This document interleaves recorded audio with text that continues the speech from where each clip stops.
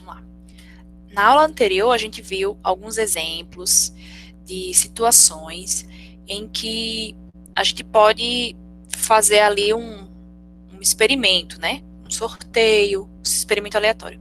Um sorteio de bolinhas ou de bilhetes, jogar uma moeda e saber qual vai ser o resultado, né? Quando ela cai na mesa. E a gente entendeu ali, vou botar aqui um pouquinho, a gente entendeu, por exemplo, nesse experimento você tem vários resultados possíveis. E aí eu passei um tempão nessa parte aqui da moeda, né? Se você lança uma moeda, você pode ter como resultado cara ou coroa. Mas quando você lança a segunda moeda, você também vai ter como resultados cara ou coroa. Então, a sequência das duas moedas, né, os dois resultados seguidos que podem acontecer é a primeira da cara e a segunda da cara, ou então a primeira da cara e a segunda da coroa, ou então a primeira da coroa e a segunda dar cara, ou as duas darem coroa. Se você pensar bastante, tá, você vai perceber que essas são as 4 situações possíveis, né? Se você lançar uma moeda, duas moedas 2 vezes. Então, vai ser um pouco comum a gente escrever todos os resultados possíveis como um conjunto, só que um conjunto onde cada elementozinho é um desses resultados. Só que, nesse caso, o resultado seria a sequência das duas moedas, no caso, os resultados dessas duas moedas lançadas. E aí, assim, ficou um pouco complicado, gerou um pouco de dúvida e tudo, mas isso aqui é importante para que a gente possa, por exemplo, fazer o cálculo da probabilidade, que a gente também viu que depende de um resultado que afirma o seguinte, que dado, por exemplo, um dado, você tem 6 possibilidades possíveis de resultado. Então, imagine que você faça lançamentos, assim, uma quantidade muito grande, mas muito grande de lançamentos. Você vai perceber que a probabilidade de dar cada uma dessas faces vai ser praticamente a mesma. E é o mesmo que acontece com as moedas. Então, graças a isso, a gente consegue, digamos que assim, definir um espaço amostral que é chamado de equiprovável e que nos dá essa definição que a gente vai estudar a partir de agora, da probabilidade.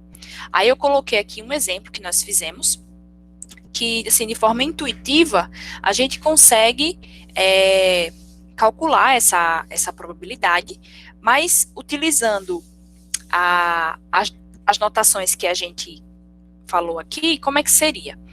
No problema 1, se você lança uma moeda, ele gostaria de saber qual é a probabilidade de você ter a face cara, certo? Então, basta você lembrar que só temos 2 resultados possíveis, que é a cara e a coroa. E ele quer saber a probabilidade de termos a face cara. Então, é como se você escrevesse um subconjunto desse conjunto aqui de todos os resultados possíveis, só com o resultado cara. Na prática, você vai escrever assim, a probabilidade de dar a face cara vai ser o número de resultados que você quer dividido pelo total de resultados. Eu só tenho 2 resultados possíveis, então o meu denominador vai ser 2. E o resultado que eu quero só tem um elemento, que é o cara. Então, a probabilidade seria 1/2, ou então 0,5, né, se você dividir, ou 50%. Então, eu vou fazer aqui mais 3 exemplos para a gente fixar essa anotação, tá certo? Ok.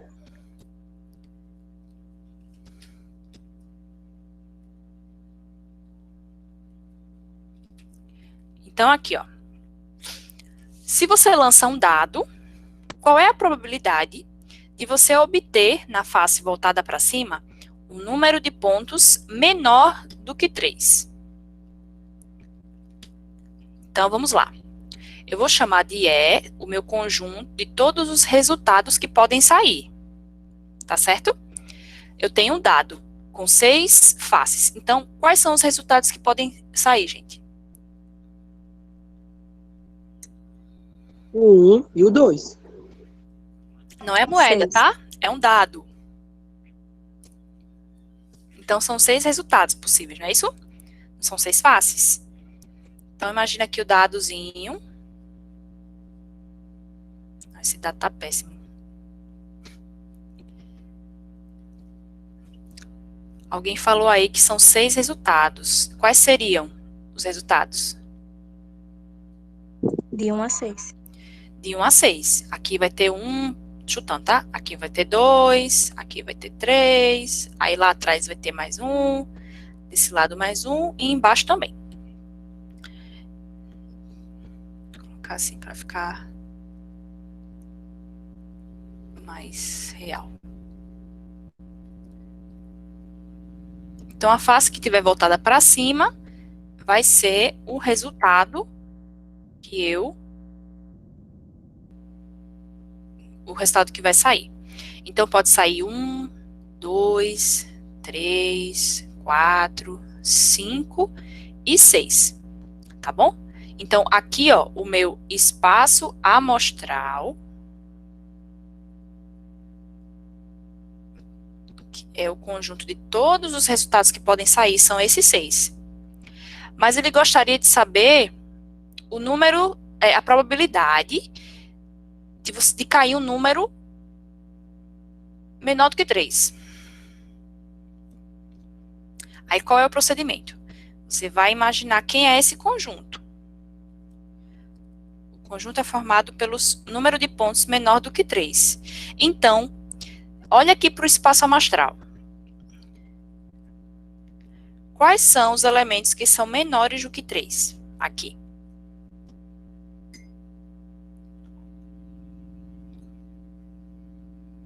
Um e 2. 1 e 2. 1 e o 2. Ou seja, o meu conjunto aqui, ele é o 1, formado pelo 1 e pelo 2. Ou seja, dizer que vai cair, melhor dizendo, dizer que o meu resultado é um número menor do que 3, é a mesma coisa de dizer que ou esse número vai ser 1, ou esse número vai ser 2. Então, eu gostaria de saber a probabilidade da gente ter, na face voltada para cima, né, quando você joga o dado, vai ter uma face voltada para cima, a probabilidade de cair um número que seja menor do que 3. Um número de pontos menor do que 3. Bom, os únicos números que são menores do que 3, dentre esses 6, é o 1 e o 2. Então, a probabilidade de eu ter um número de pontos menor do que 3, ou seja, a probabilidade de acontecer um resultado do conjunto A, vai ser o número de elementos do conjunto A, que é o que eu quero que saia, dividido pelo número dos resultados possíveis, certo? Então, porque é o seguinte, você não pode dividir dois conjuntos assim, escrever como uma divisão A sobre E, você divide o número de elementos. Então, fração, aqui, o número de elementos de A são 2, né? Porque só são 2 resultados aqui, de acordo com a minha exigência. E o número de resultados possíveis, todos, são 6. 2 de 6. Então, essa probabilidade seria 2 sobre 6, mas eu posso simplificar esse número, né? Dividir aqui por 2 e aqui por 2. 2 dividido por 2 dá 1. E 6 dividido por 2 dá 3. Isso aqui é aproximadamente quanto, gente?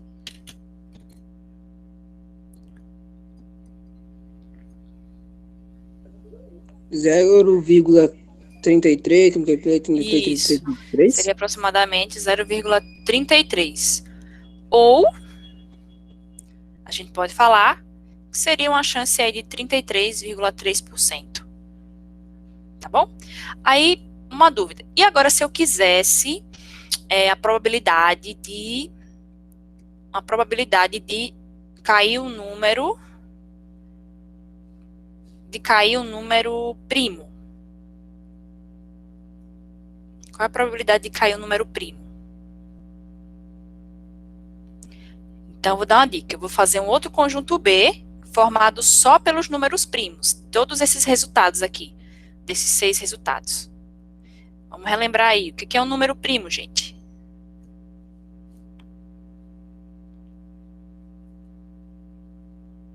E aí?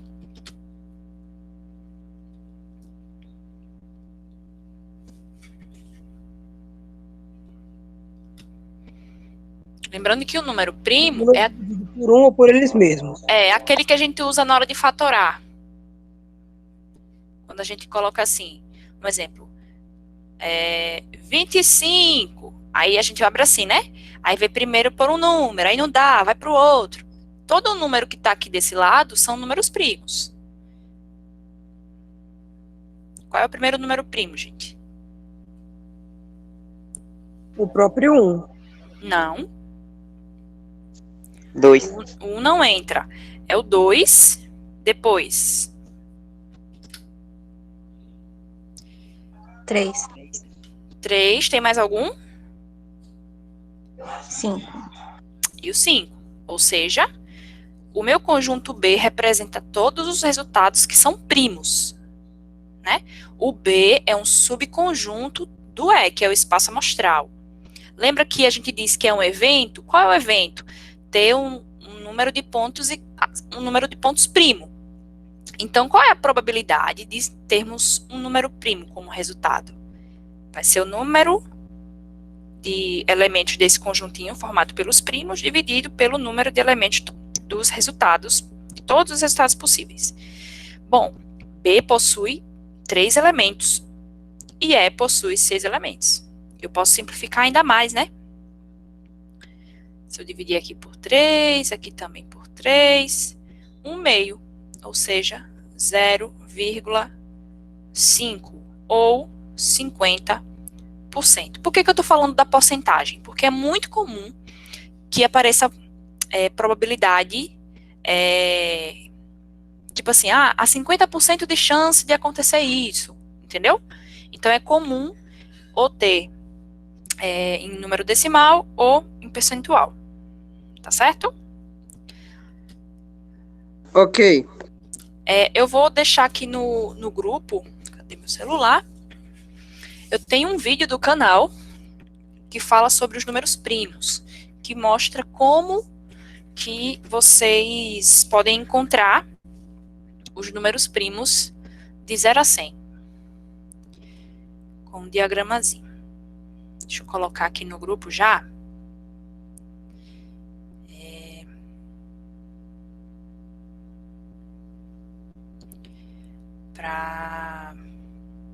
Para que vocês vejam depois.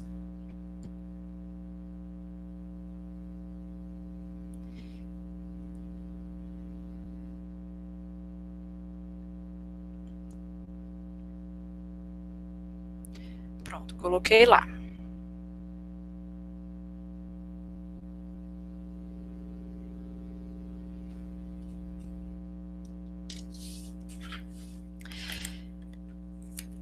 Claro que na vida real a gente tem situações muito mais difíceis do que essa, tá?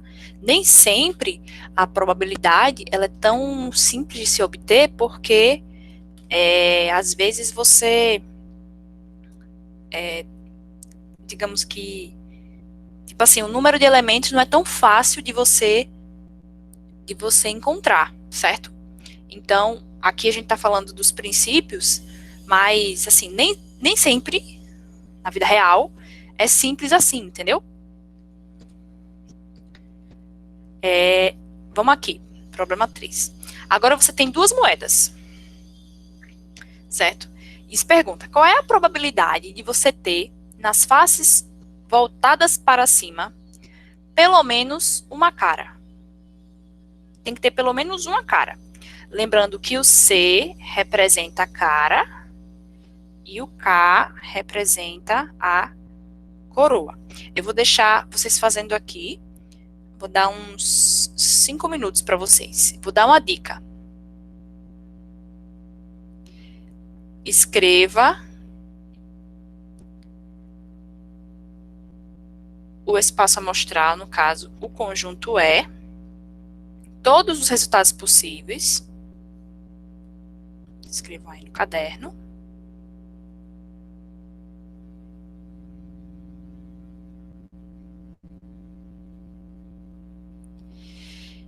e o conjunto do eventual, ou seja, o conjunto formado pelos resultados que tem pelo menos uma cara. Ou seja, o conjunto onde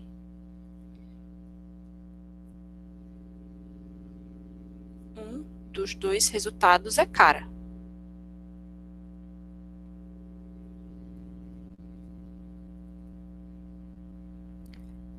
Então, você vai escrever o conjunto E, aí você vai escrever aí no caderno quem são todos os resultados possíveis, e vão escrever esse conjunto A, que seria os resultados que têm uma cara.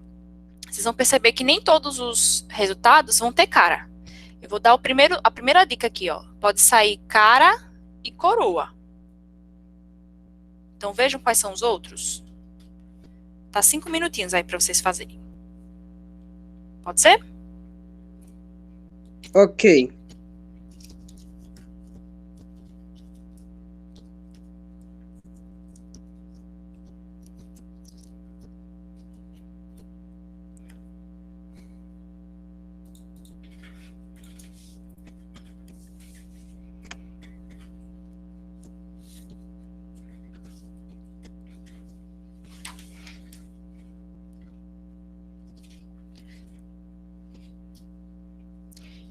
Algum de vocês já tá com o livro? Eu tô. Levanta a mão aí, por favor. Levanta no Google Meet, por gentileza. Eu represento meu irmão também, porque ele não tem a mãozinha. Beleza.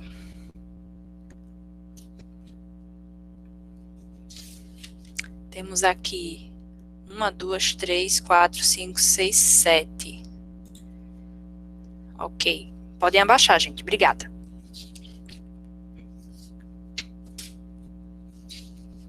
Oito com o seu irmão, né?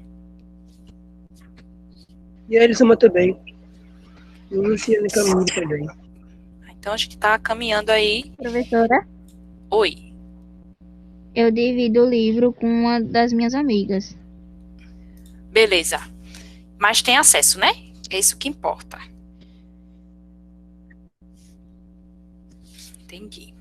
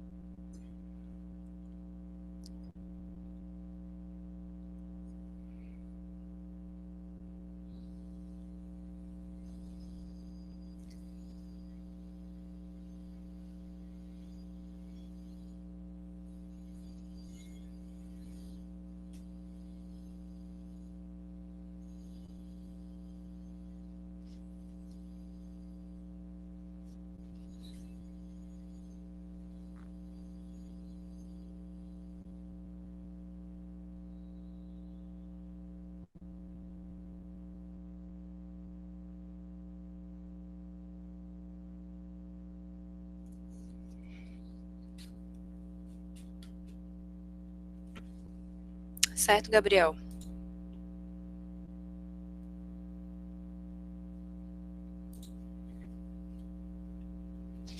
E aí, alguém conseguiu?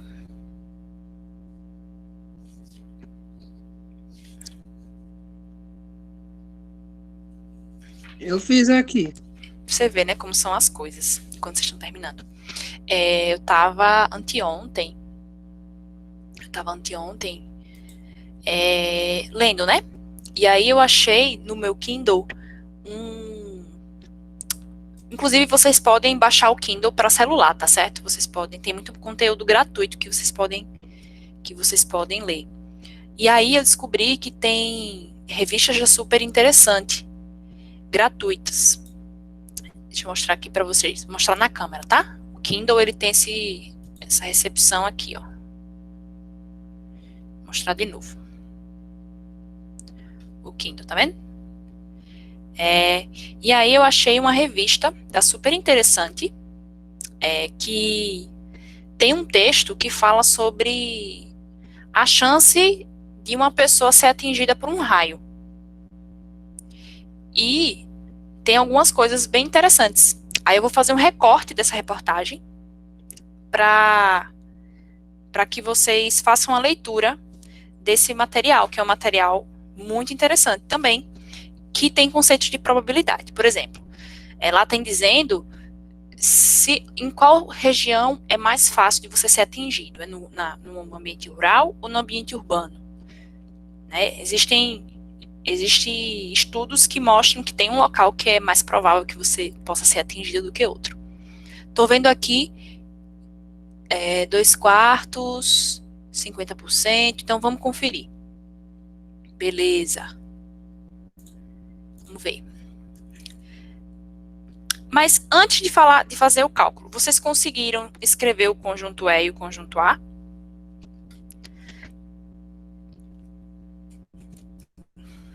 Sim, senhora. Beleza, ótimo. O conjunto E seria, eu gosto sempre de fazer assim, ó, cara, coroa. A primeira moeda. Aí na segunda moeda pode dar, se a primeira for cara, a segunda moeda pode dar cara de novo, ou pode dar coroa. E se a primeira for coroa, a segunda pode dar cara ou coroa. Aí tem aqueles casos que eu expliquei mais no início da aula. Cara, cara, cara, coroa, coroa, cara.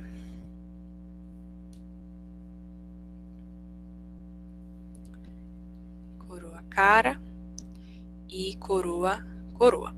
Então, a gente vai escrever todos esses pares possíveis. Por que entre parênteses? Porque eles expressam uma sequência de resultados. Então, se você escrever 100, vai ficar um monte de letra repetida. E não é assim que se faz. A gente, quando escreve um conjunto, os elementos têm que ser diferentes. Tá? E aí, o conjunto A, que seria os resultados que tenham pelo menos uma cara, serão todos esses aqui do conjunto E, menos esse daqui, ó. Porque ele não tem cara, ele só tem coroa. Então, a gente vai escrever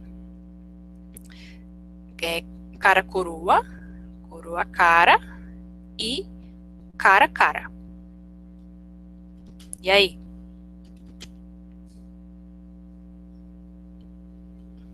Acertaram?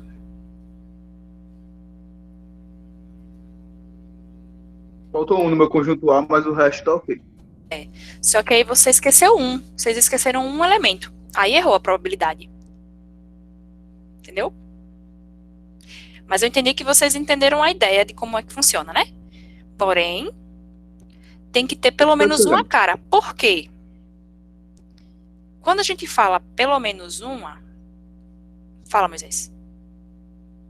Mas CK e KC não é a mesma coisa? Não. Ótima pergunta. Por quê? Porque você tem uma sequência de resultados. Como assim? A primeira moeda pode dar cara e a segunda moeda pode dar coroa. a sequência de lançamentos é diferente. O resultado da sequência é diferente. Entendeu? A primeira deu cara e a segunda deu coroa. Aí você tem um outro resultado, que é a primeira deu coroa e a segunda deu cara. Entendeu? Você pode perguntar assim, mas tem sorteios de números que não importa. Mas nesse caso, essa ordem, ela importa. E como eu saber se importa ou não? Oi? E como eu sei se importa ou não em um cálculo? Beleza, boa pergunta. Você vai saber por questão mesmo de experiência. É mais comum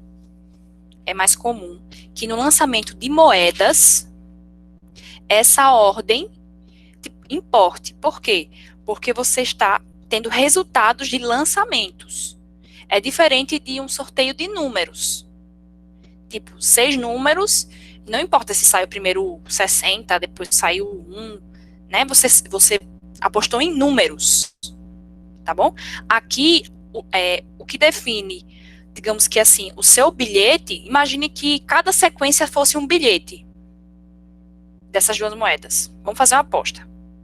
Você apostou que vai sair cara e coroa, eu apostei que vai sair coroa e cara, nessa sequência.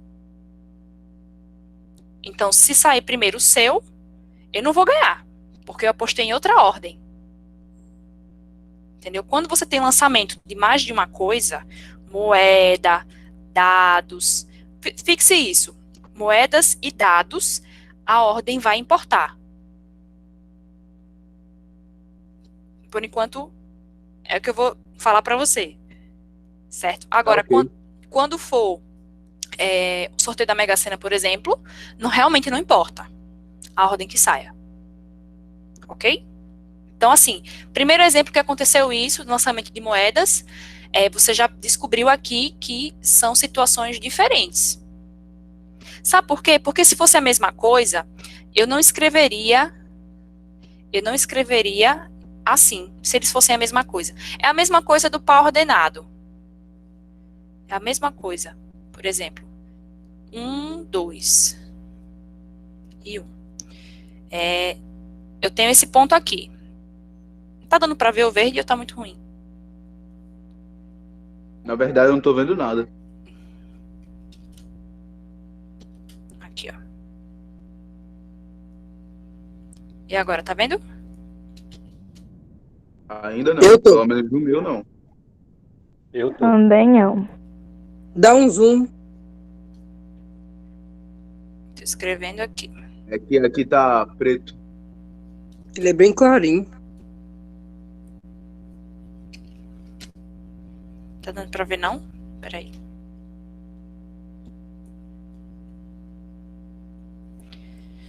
Deixa eu acrescentar aqui um slide.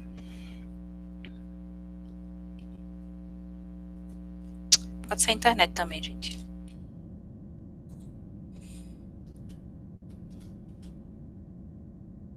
Agora eu tirei, ninguém vai ver mesmo.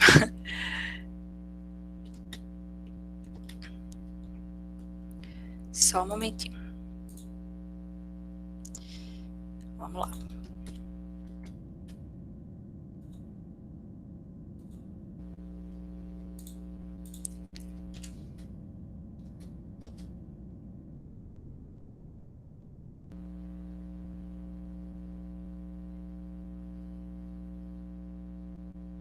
Estão vendo agora? A tela branca? Agora tá de boa. Tela branca. Tô vendo. Beleza. Imagine aqui o plano cartesiano, tá bom? X e Y. Aí lembra lá que quando você vai marcar os elementos aqui, 4. Aí imagine o seguinte, eu vou marcar 2 pontos. Eu vou marcar o ponto 2 e 1, certo? E vou marcar o ponto 1, 2.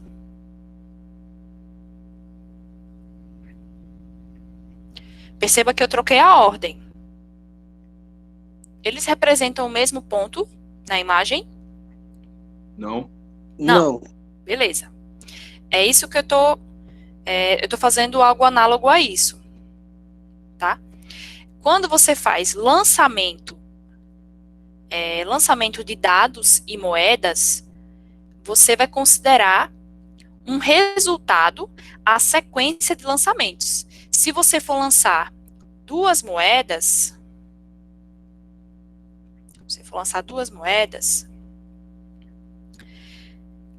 se sair cara e coroa, isso é um lançamento, é um resultado. Mas pode sair coroa e cara. Por quê? Porque você pode apostar que a primeira vai sair cara e a segunda vai sair coroa. E outra pessoa pode apostar que vai sair coroa e a outra cara. São resultados diferentes. Da mesma forma, um dado. Agora, quando você aposta que vão sair determinados números, é comum que você não restrinja a ordem. Não importa a ordem, desde que saiam esses números. Entendeu? Por quê? Por exemplo, a Mega Sena. Por que ela não considera isso? Porque já é tão difícil ganhar na Mega Sena que se você colocasse a ordem, ia ficar assim, um concurso praticamente inviável, assim. É muito, muito difícil de você ter uma quantidade enorme de... São seis números, né, na Mega Sena? Então, na Mega Sena... Estão me acompanhando ainda? Ou desistiram? Acompanhando. Aí vamos lá, voltar para a contagem. Essa parte aqui das moedas ficou um pouco mais claro? Bem mais claro. Beleza, Sim. ótimo. Aí, assim, nos problemas de análise combinatória, a interpretação, ela é um pouco delicada. Aqui eu já estou dizendo para vocês que as ordens são distintas. Você lembra da aposta, né? Que se você apostar cara e depois coroa, e o outro disser coroa e depois cara, você não vai querer dividir o prêmio com ele, né? Eu acho que não. Porque você apostou nessa ordem. Aí, no caso dos números, que você aposta em 6 números, se esses números saírem independente da ordem, você vai ganhar. E aí, um possível motivo para isso é o seguinte. Imagine aqui os 6 números. Imagine que caiu 13, 1, 10, 60, 49 e 8. 6 números, tá? Seria uma aposta. Aqui, a aposta do Moisés. Vamos supor que ele faça essa aposta. 3, 4, 5, 6. São 60 números, não é isso? Que você pode escolher. Sim. Aí, o primeiro, para você escolher o primeiro número, tudo bem que lá na cartela, você escolhe, tipo, aqui eu não vou considerar a ordem, mas eu tenho 60 opções aqui, para o primeiro número, lá da cartela. Que você pinta a bolinha, né? Já pintei um. Quando eu for escolher o segundo número, quantas possibilidades eu vou ter? 60? Não, eu vou ter Não. 59. Aí, para o terceiro número, eu só tenho 58. Depois 57, depois 56, depois 55. Façam depois a conta, tá bom? Vocês vão ver a quantidade de combinações possíveis. Então, se você fizer uma aposta, a probabilidade de você ganhar vai ser 1 sobre esse número, o resultado dessa multiplicação. Aí, divida na calculadora e veja a chance que você tem de ganhar. E aí, vocês vão entender melhor por que é tão difícil ganhar na Mega Sena. Ok? Então, aqui, para a gente encerrar a parte da cara e coroa, sair cara e coroa ou coroa cara são resultados diferentes. Então, a probabilidade de ter pelo menos uma cara vai ser o número de elementos desse conjunto A que descreve os resultados que eu quero, dividido pelo total de resultados possíveis. Então, N de A será 3, porque esse conjuntinho A tem 3 elementos, e o E, 4. Ou seja, bom, se você pegar 3 sobre 4, isso vai dar 0,75. Curiosamente, se você fizer para coroa, o resultado vai ser o mesmo. Também. Porque eu tenho 3 resultados que dão coroa, né? eu tiro esse cara a cara e substituo por coroa a coroa também. Aqui foi uma pegadinha, né? Eu achei que não era pra Beleza. Acho que tem mais um exemplo aqui. Pra gente concluir. Você lança 2 dados agora. Qual é a probabilidade de você obter, nas faces voltadas para cima, a soma dos pontos igual a 5? Já aumentou um pouquinho o grau de dificuldade aqui, né? Vocês conseguem me dizer 2 números que a soma dá 5? Aqui? 3 e 2. 3 e 2.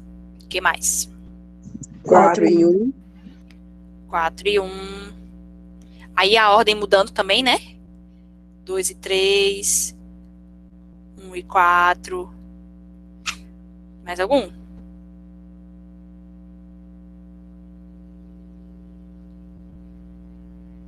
Não, né?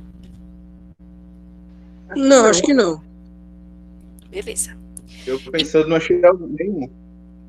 Ótimo. Então, ó, o evento que eu quero é que a soma dê 5.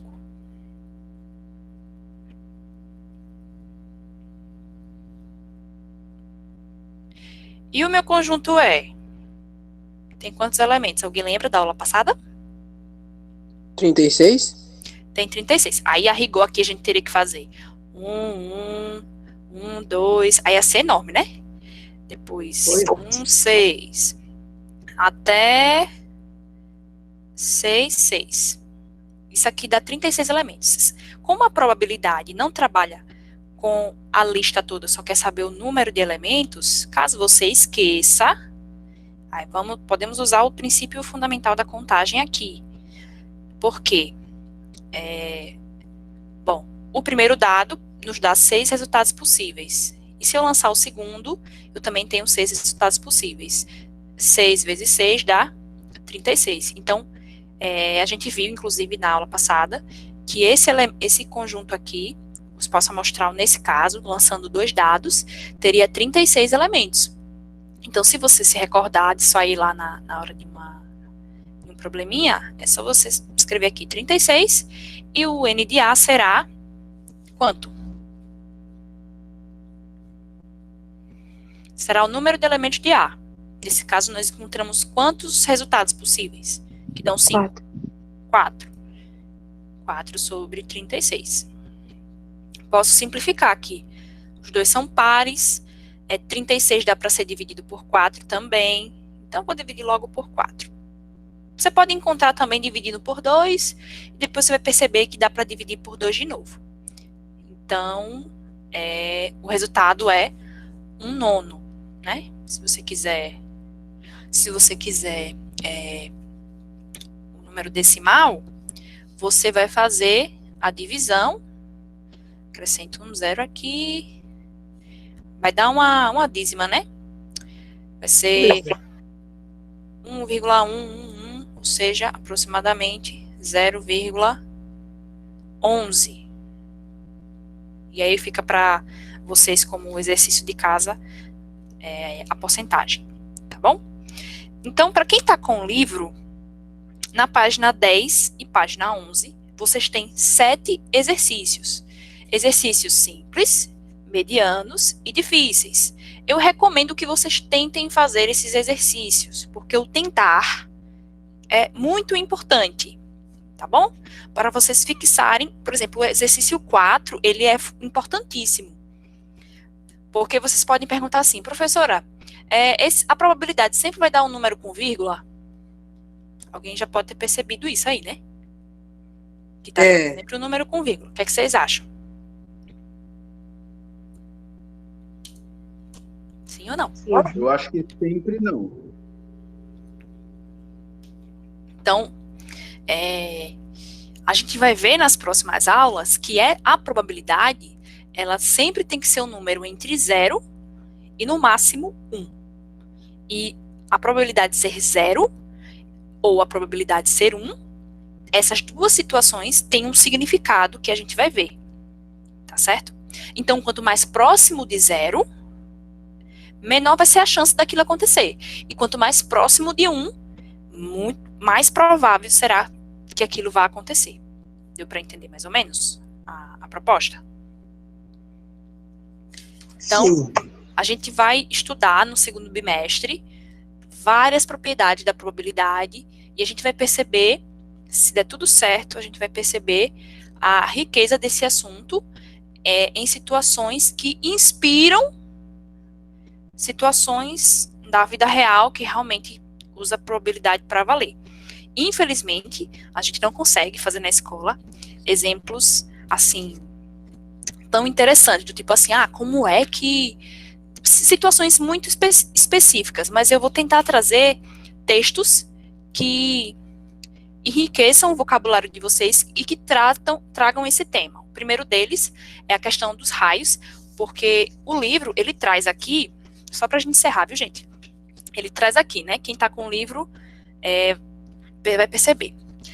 Traz esse relato aqui, mas eu achei uma reportagem bem mais atual, do ano passado, e que eu vou compartilhar com vocês. E aí vai ficar lá como leitura para vocês, certo? Possivelmente, eu colocarei nos formulários que vocês respondem atividades do livro, questões do livro. Então, é uma boa já ir tentando, né? Fazer aí os exercícios do livro. Dúvidas? Nenhuma. Até agora nenhuma. Bom, a gente na segunda não vai ter aula, porque teremos o conselho de classe, né? Então, a gente vai se ver apenas na quarta-feira. Sabia não. O conselho de classe está marcado para segunda. Deixa eu só confirmar o horário aqui. Eu sei que vocês têm aula agora. Segura só um pouquinho.